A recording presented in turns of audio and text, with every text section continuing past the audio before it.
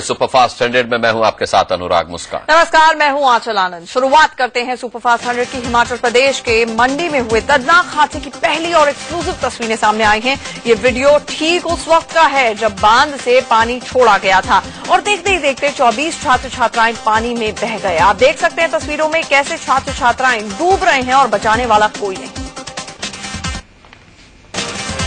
हादसे से कुछ सेकंड पहले की तस्वीरें भी सामने आई हैं। छात्र छात्राओं का ग्रुप बांध के नजदीक वहां पर फोटोग्राफी कर रहा था। देखिए, ग्रुप में गए छात्र छात्राएं आने वाले खतरे से अनजान होकर फोटो खींच रहे हैं। मंडी हादसे में लापरवाही बरतने की गाज सरकारी कर्मचारियों पर गिरने लगी है। सरकार ने बिजली बोर्ड के 2 एग्जीक्यूटिव इंजीनियरों को निलंबित कर दिया है। इसके साथ ही एक फिटर पर भी कार्रवाई की गई। ब्यास नदी में डूबे छात्रों की तलाश अब भी जारी है। अभी तक सिर्फ 5 छात्रों के शव बरामद किए जा सके हैं। ब्यास नदी में डूबे छात्रों की तलाश अब भी जारी है। अभी तक सिर्फ 5 छात्रों के शव बरामद किए जा सके हैं। कल शाम हैदराबाद के इंजीनियरिंग कॉलेज के 24 छात्र ब्यास नदी में बह गए थे। इसलिए हमारी जो है एसएसबी की टीम इसमें जो है लगी हुई है, जिसमें हमने इनको 2 टीम में डिवाइड किया हुआ है अपनी टीम को, एक स्टार्टिंग पॉइंट से और एक एंड पॉइंट जो कि पंडो डैम है। पंडो डैम्स में हमने अभी तक 5 बॉडी हमने रिकवर की है। बाकी 19 छात्रों की तलाश के लिए रेस्क्यू ऑपरेशन जारी है। एसएसबी के 70 जवानों के साथ एनडीआरएफ की 2 टीमें रेस्क्यू ऑपरेशन में जुटी हुई हैं। राफ्टर के साथ ही तलाशी ली जा रही है। हमारा सर्च ऑपरेशन बहुत जोरों से चल रहा है। 70 हमारे एसएसबी के जवान लगे हैं और हमारी बटालियन की 2 रिजर्वें लगी है और राफ्टर्स लगे हैं, डाइवर्स लगे हैं। एनडीआरएफ की टीम मौके पर राहत और बचाव के काम में जुटी हुई है। ब्यास नदी में पंडो डैम के पास छात्रों की तलाश की जा रही है। एनडीआरएफ के जवान राफ्टर के जरिए भी नदी में छात्रों की तलाश कर रहे हैं। हादसा कल शाम करीब 6:30-7 बजे के करीब हुआ, लेकिन राहत बचाव का काम काफी देर से शुरू हुआ। छात्रों का आरोप ये है कि रेस्क्यू के लिए 3 घंटे तक का कोई मौके पर पहुंचा तक नहीं।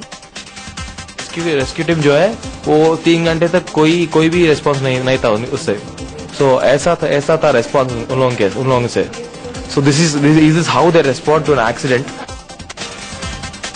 केंद्रीय मानव संसाधन विकास मंत्री स्मृति ईरानी ने भी घटनास्थल पर पहुंचकर राहत और बचाव के काम का जायजा लिया। उन्होंने केंद्र की तरफ से हर संभव मदद का भरोसा दिया। वहीं मृतकों के परिजनों के लिए स्पेशल फ्लाइट्स का भी इंतजाम किया गया है। हिमाचल प्रदेश के मुख्यमंत्री वीरभद्र सिंह ने घटना की मजिस्ट्रेट से जांच के आदेश दे दिए हैं। दरअसल हैदराबाद के इंजीनियरिंग कॉलेज के स्टूडेंट 2 बसों में हिमाचल घूमने पहुंचे थे, जिनमें से एक बस के छात्र बस रोककर फोटोग्राफी करने के लिए ब्यास नदी की तरफ चले गए। इसी दौरान ब्यास नदी पर बने डैम से पानी छोड़ दिया गया। ब्यास नदी में एकाएक आए पानी के तेज बहाव से छात्रों को संभलने का मौका तक नहीं मिला। लारजी डैम का गेट खोलने की वजह से नदी का जलस्तर एकाएक बढ़ता चला गया। पानी की तेज बहाव ने छात्रों को अपनी चपेट में ले लिया। वाटर फोटो खींचने के लिए वाटर तक पहुंचा। उधर dam walls gate open and suddenly water flow was very high. Congress अध्यक्ष सोनिया गांधी ने हिमाचल में हुए हादसे पर दुख जताया है। सोनिया गांधी हिमाचल के मुख्यमंत्री के संपर्क में हैं। उन्होंने पीड़ित परिजनों को हर संभव मदद का भरोसा दिलाया है। छात्रों के ब्यास नदी में डूब जाने से उनके घर वाले सदमे में हैं। एक छात्र की मां ने कहा कि उन्हें पूरा भरोसा है कि उनका बेटा जरूर वापस आएगा। मेरे बच्चे को कैसा भी ढूंढो बोलो, देखो बोलो, कहा है वो बच्चा अच्छा रहता। मेरे को पूरा यकीन है। क्यों बोलते मेरे बच्चे को पानी से डर है, हर गिर जाता पानी में। ब्यास नदी में डूबे छात्रों के दोस्तों का रो रो कर बुरा हाल है। हादसे के बाद से ही हैदराबाद के इंजीनियरिंग कॉलेज के ये छात्र बेहद सदमे में हैं और अपने दोस्तों को खो देने के चलते गमगीन हैं। पश्चिम बंगाल के हुगली में भी बड़ा हादसा सामने आया है। यहां पर 4th क्लास में पढ़ने वाले 12 छात्र गंगा में बह गए। छात्रों की तलाश के लिए प्रशासन गोताखोरों की मदद से तलाशी अभियान चला रहा है। बिहार के गया में फाल्गु नदी में नहाने गए 4 बच्चों की डूबने से मौत हो गई। सभी बच्चों की उम्र 7 से 10 साल के बीच है। दरअसल एक ही मोहल्ले के 7 बच्चे रविवार को नहाने के लिए घाट पर गए थे। दिल्ली के पास ग्रेटर नोएडा के दादरी में हुई बीजेपी नेता विजय पंडित की हत्या के मामले की पड़ताल के लिए बीजेपी की टीम दादरी पहुंची। सांसद सत्यपाल सिंह की अगुवाई में ये टीम बनाई गई है, जो कि अपनी जांच रिपोर्ट पार्टी आलाकमान और गृह मंत्री को सौंपेगी। उधर विजय पंडित की हत्या के विरोध में ग्रेटर नोएडा के दादरी इलाके में आज बंद रखा गया। दादरी के दुकानदारों ने आज अपनी दुकानें बंद रखी, बाजार भी बंद रहे। विजय पंडित की हत्या के विरोध में हजारों की संख्या में लोगों ने आज दादरी थाने का घेराव भी किया। बड़ी संख्या में सड़क पर उतरे लोगों ने यूपी सरकार के खिलाफ नारेबाजी की और आरोपियों की जल्द गिरफ्तारी की मांग की।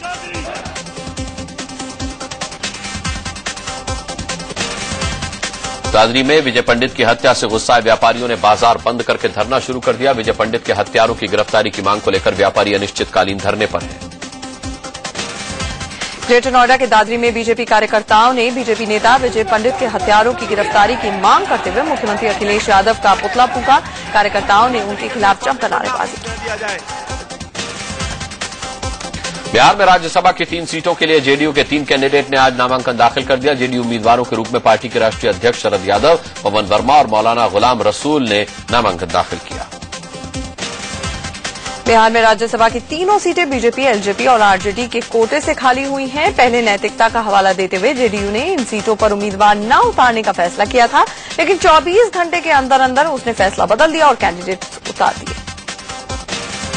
कभी नीतीश के साथी रहे साबिर अली ने भी राज्यसभा के लिए निर्दलीय उम्मीदवार के रूप में नामांकन किया। इस दौरान जेडीयू के 5 बागी विधायक भी मौके पर मौजूद थे। अगर ये अपने रुख पर अड़े रहे तो जेडीयू का खेल बिगड़ सकता है। जेडीयू के एक और विधायक ने नीतीश के खिलाफ मोर्चा खोल दिया है। दरभंगा के बहादुरपुर से विधायक मदन सहनी ने नीतीश पर तानाशाह होने के आरोप लगाए हैं। राष्ट्रपति प्रणब मुखर्जी ने संसद के संयुक्त सत्र में दिए अभिभाषण में नई सरकार का एजेंडा रखा। उन्होंने कहा कि महंगाई पर लगाम लगाना और अर्थव्यवस्था को पटरी पर लाना सरकार की पहली प्राथमिकता है। Inflation continues to be at an unacceptable level, thus putting the Indian economy back on track is paramount for my government. राष्ट्रपति ने यह भी कहा कि काला धन वापस लाने के लिए उनकी सरकार प्रतिबद्ध है और एसआईटी बनाकर एक बड़ा कदम उठाया गया है। The government has already constituted a SIT to unearth black money stashed abroad. This will be followed by vigorously by proactively engaging with the foreign governments. राष्ट्रपति ने अपने अभिभाषण में कहा कि आतंकवाद को बर्दाश्त नहीं किया जाएगा और सरकार इससे कड़ा मुकाबला करेगी।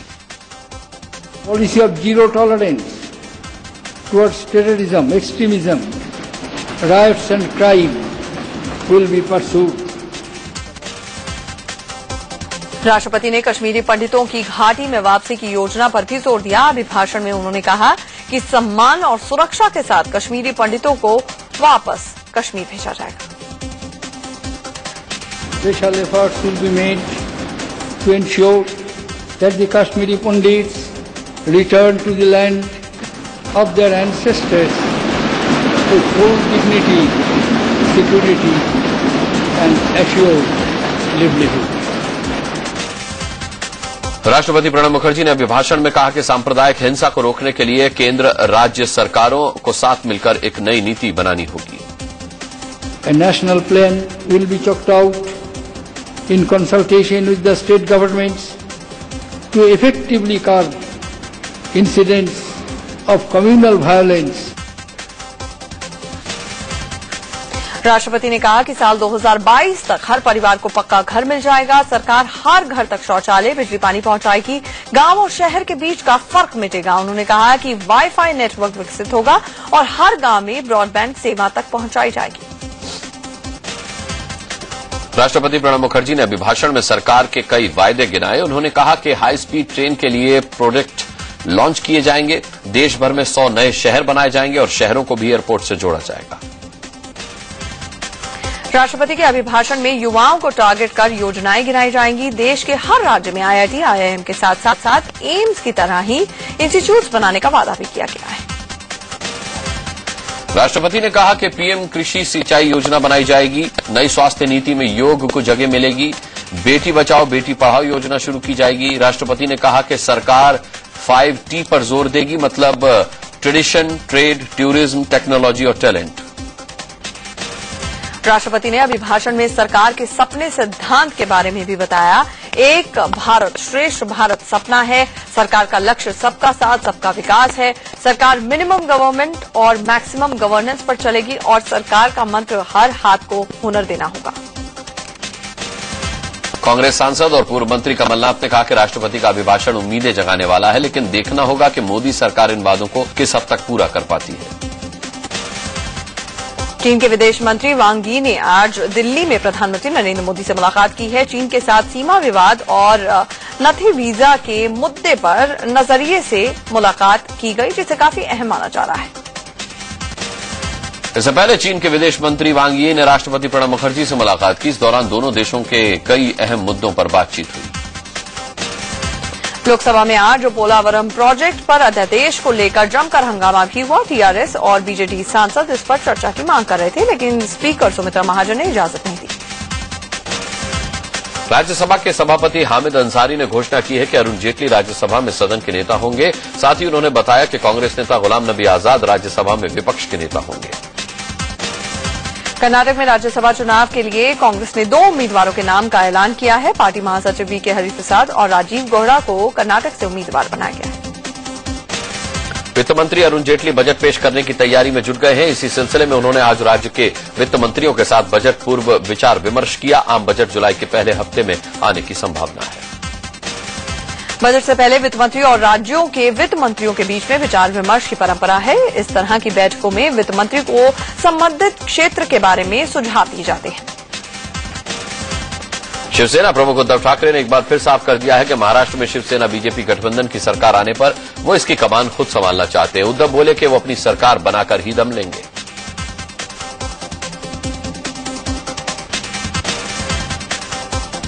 कल पंजाब सरकार का मंत्रिमंडल विस्तार होने वाला है। सीएम प्रकाश सिंह बादल अपने मंत्रिमंडल में कल 3 मंत्रियों को शामिल करने वाले हैं।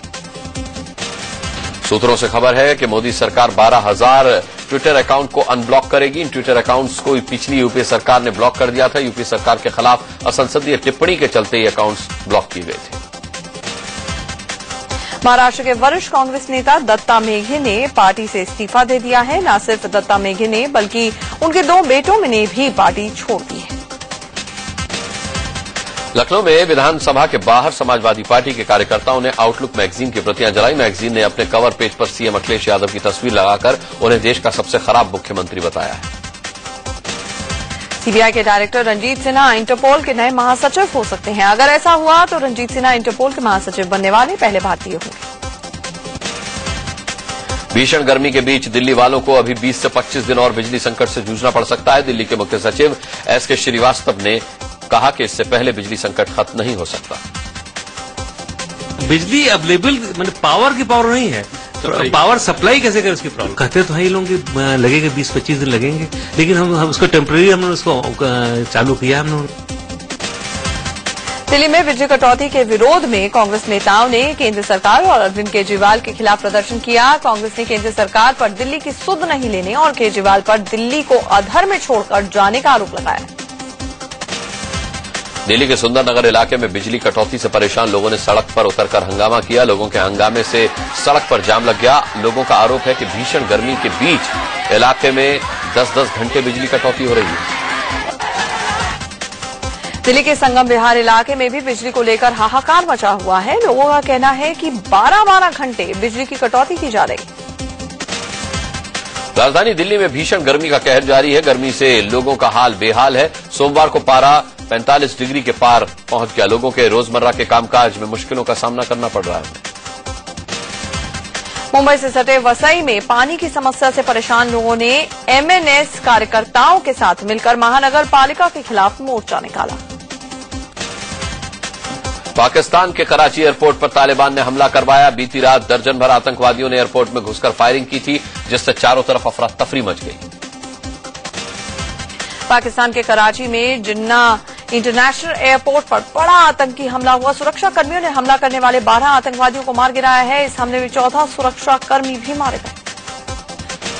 बीती रात एयरपोर्ट के अंदर घुसे आतंकवादियों ने 10 से 15 ग्रेनेड फेंके। इस हमले में 2 प्लेन आग के हवाले हो गए। आतंकी पाकिस्तानी सुरक्षा बल के फर्जी आई कार्ड लेकर के एयरपोर्ट में दाखिल हुए थे। पाकिस्तान में कराची इंटरनेशनल एयरपोर्ट पर जिस तरह से ये आतंकी हमला को अंजाम दिया गया, उसने वहां के सुरक्षा इंतजामात की पोल खोलकर रख दी है। आतंकियों ने हवाई अड्डे के उस इलाके में हमला किया जहां हज यात्रियों के रुकने का इंतजाम होता है। सरकार की ओर से किसी भी संदिग्ध को देखते ही गोली मार देने के आदेश दिए गए। एयरपोर्ट पर हमला करने वाले आतंकियों से भारी मात्रा में हथियार बरामद किए गए हैं। रॉकेट लॉन्चर्स, AK-47, ग्रेनेड और गोला बारूद लेकर आतंकी एयरपोर्ट को तबाह करने की पूरी फिराक में थे।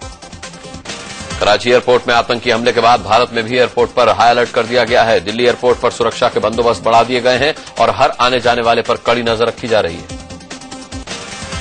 मुंबई एयरपोर्ट में भी सुरक्षा बंदोबस्त बढ़ा दिए गए हैं। चप्पे चप्पे पर पुलिस के जवान तैनात किए गए हैं। बदायूं में 2 चचेरी बहनों के गैंगरेप केस की जांच सीबीआई से कराए जाने पर हाईकोर्ट की लखनऊ बेंच 11 जून को सुनवाई करेगी। दिल्ली की सीबीआई कोर्ट ने साल 2009 के रणवीर फर्जी एनकाउंटर केस में 17 पुलिस वालों को उम्र कैद की सजा सुनाई है। कोर्ट ने इन सभी को फर्जी मुठभेड़ के तहत हत्या का दोषी पाया। रणवीर के परिजन कोर्ट के फैसले से नाखुश हैं। रणवीर की मां ने रोते हुए कहा कि हम इस फैसले से खुश नहीं हैं। दोषी पुलिस वालों को मौत की सजा होनी चाहिए थी। कोर्ट के फैसले से नाखुश हैं। रणवीर की मां ने रोते हुए कहा कि हम इस फैसले से खुश नहीं हैं। दोषी पुलिस वालों को मौत की सजा होनी चाहिए थी। सहारा समूह के मुखिया सुब्रत रॉय को सुप्रीम कोर्ट से एक बार फिर से राहत नहीं मिली है। कोर्ट ने जेल से रिहा करने या उन्हें घर में ही नजरबंद रखने की मांग ठुकराते हुए साफ कर दिया कि जमानत राशि का इंतजाम किए बिना उन्हें राहत नहीं मिलेगी।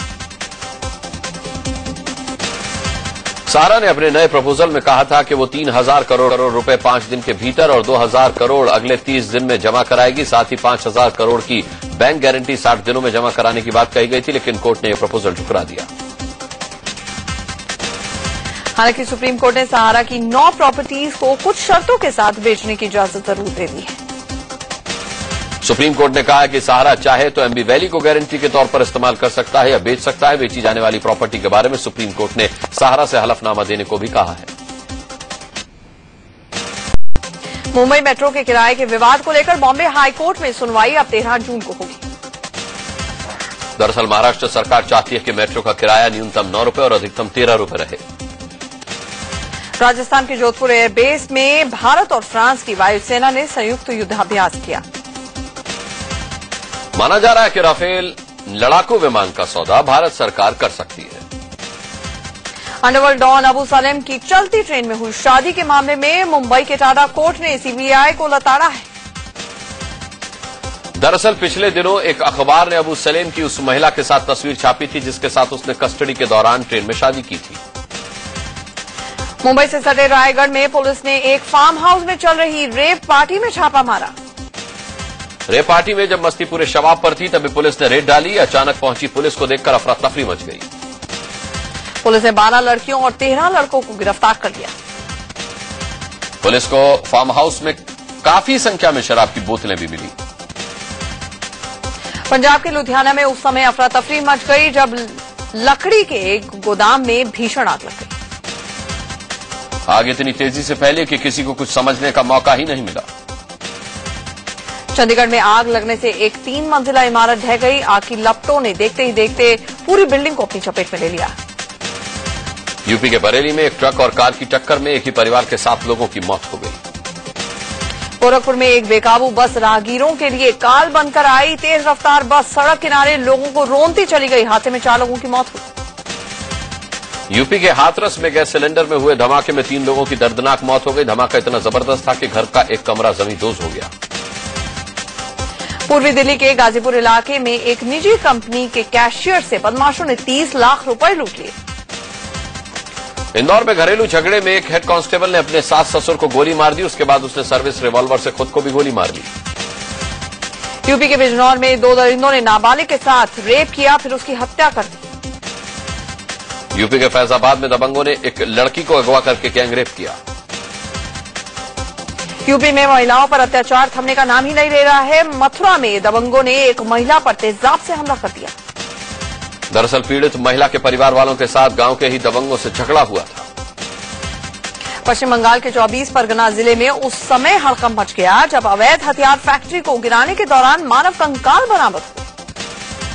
रेलवे विभाग की लापरवाही से जमशेदपुर के रहने वाले नेशनल लिफ्टर युवा खिलाड़ी मोहम्मद अजहरुद्दीन की समय से इलाज न मिल पाने से मौत हो गई।